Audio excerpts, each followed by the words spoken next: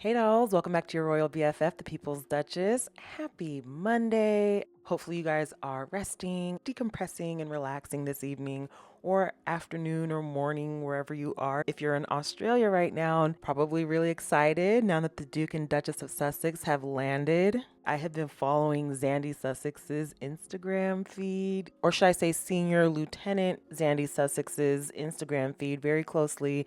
She has got all the tea. There's a video that she just posted, and I want to play it, and then we'll yap on the other side. Welcomed. They took a regular Qantas flight, in fact, from LA here to Melbourne. I can tell you they were sitting up at the pointy end in business class, so that would have been pretty nice. They touched down here on the tarmac just before 6. They were then whisked away in some Range Rovers, and they have been taken away. But we did speak to quite a number of people who were sitting on that flight with them. For the most part, they were pretty excited. We even spoke to some people who sat next to them and right behind them. Until we got off the plane was the only time we realized that was them. So yeah, it's just in LA you see it all the time though, so you're kind of used to it. So what did they look like? Were they just casually getting off the flight? Yeah, well, casual. Yeah, great. Yeah, they look great. I said I hope you have a lovely time in Melbourne, and I'm sure you'll enjoy Sydney. And we spoke about their children and that they were here for a couple of days. Do you think it's exciting that they're here? It's so exciting! It's so exciting. Everyone was very excited to see them on board. I think they were super friendly around the toilet areas when they went to the toilet. They basically just slipped off pretty quickly off the aircraft, and then security, customs, border force people were there to meet them, and then they took them in their own personal vehicles off the airside, and away they went. Yeah, so first of all, I know you lying. Why are you camped out at the airport? And then why are you interviewing random people who just caught a glimpse of Harry and Meghan? Like, what was that for? Dude, I'm that first guy. This is LA. We see this all the time. They're not the only famous people I've ever seen. Probably not the only famous people he's seen today. These are just people. They struggle with the same struggles that we all struggle with. They fall in love, they fall out of love, they get married, they separate. People are just people no matter who they are. We're all just out here doing as best as we can with the information we have and the resources that we have. So I think we're seeing a shift in the hate economy starting to topple quite a bit. I don't know, I do see quite a decline in the interest. The royals are currently having a very difficult time strong arming people out of that respect that their grandmother had. It's not like that anymore. People aren't willing to be strong armed anymore into giving you respect that they can clearly see you haven't earned. And in fact, the things that have been uncovered about y'all have been quite shameful. So you can't really make people like you. And that's a you problem. That's not a problem that's going to go away with you bullying anyone else out of their spot.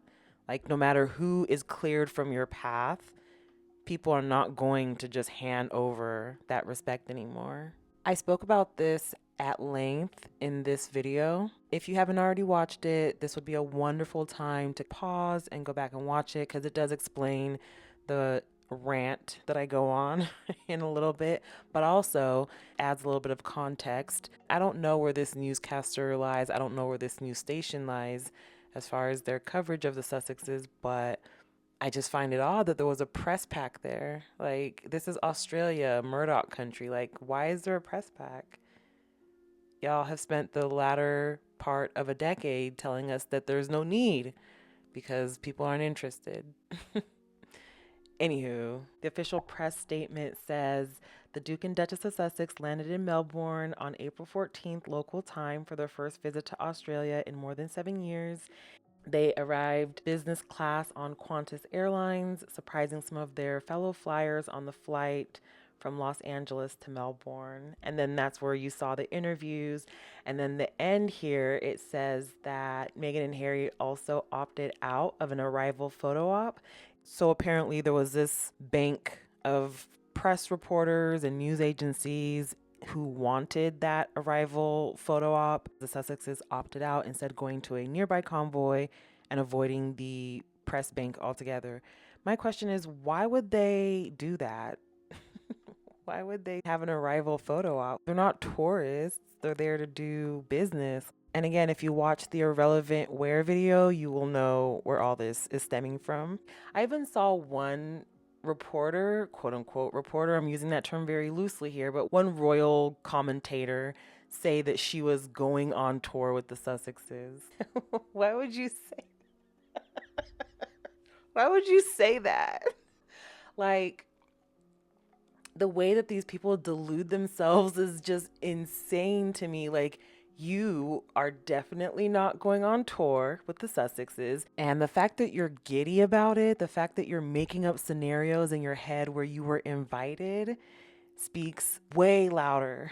I mean, I thought I knew deranged and delusional behavior previously, but wow. This is shocking, I think, to say the least. Like, girl, what is wrong with all of you? That's not what's happening here. You definitely weren't invited. It's definitely not a tour. You're not going with them. You're going to stalk them. And that is a very different thing than going on tour with the Sussexes.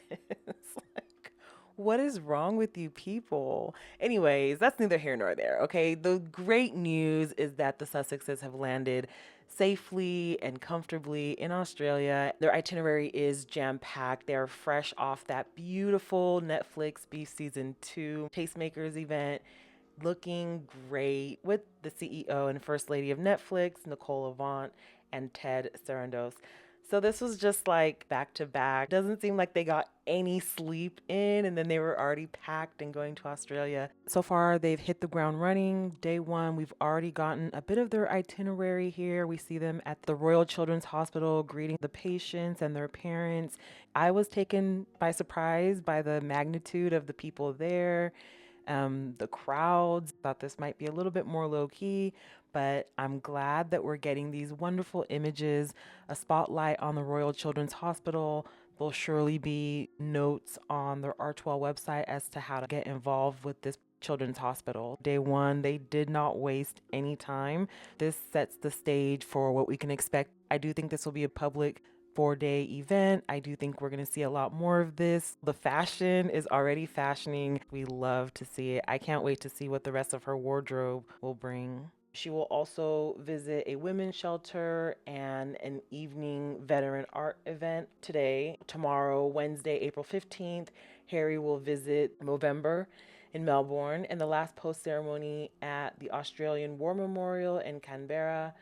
Then on Thursday, April 16th, they will do the Scar Tree Walk. It's a mental health event at Swinburne, and then the Inter-Edge Summit. On Friday, we'll see Invictus Australia sailing in Sydney Harbor. From Saturday to Sunday, we'll see the Best Life Luxury Women's Retreat with Meghan as the keynote. I didn't know that Meghan was doing anything other than this, so to see that they have this really jam-packed itinerary is really exciting. Let me know what you guys think of this trip. What are you looking forward to? What is some of the fashion that you look forward to? Do you think we'll get to see anything?